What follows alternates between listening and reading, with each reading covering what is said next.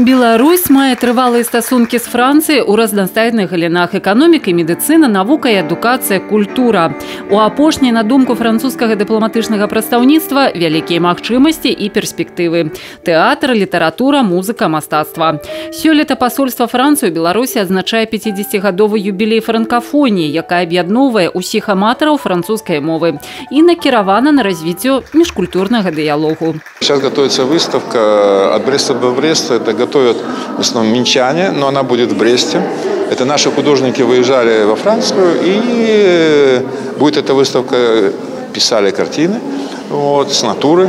И сейчас эта выставка будет и в Бресте, и будет во французском Бресте. В рамках этого месяца франкофонии мы очень довольны, что наш великолепный пианист из Франции Максим Зекини исполнит сегодня здесь на филармонии Бреста великолепную музыку Шопена и Равеля и так далее.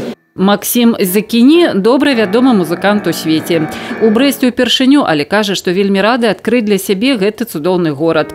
Роўна, як і брэсцкай публіцы, пазнаёміцца з творчасцю Максіма Зекіні. Рэпертуар для канцэрта ў Брэсце складзены такім чынам, каб правесці слухача праз розныя музычныя эпохі і стылі.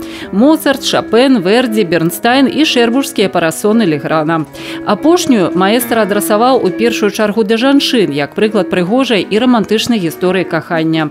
Максім Зекіні – музыкант унікальны. Дамінуючая левая рука для яго ніколі не з'яўлялася перашкодай у музыцы. Наадварот, ён адзін з нямногіх піяністаў у свеце, хто можа выконваць творы, напісаныя адмыслова для гэтай рукі.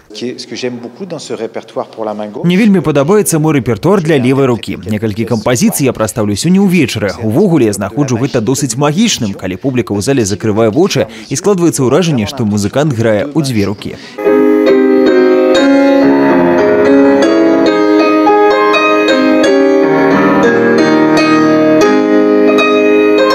Напрыканцы вечара месье Зекіні выканаў яшчэ некалькі кампазіцый пазаканцэртнай праграмы. У знак павагі і падзякі брэсцкай публіцы за цёплую сустрэчу. Прыгожую кропку паставіў вельмі прыемны падарунак ад французскага музыканта. У выкананні маэстра прагучала купалінка. Вераніка Яковец, Тыгран Акапян, тэлерадыёкампанія «Брэст».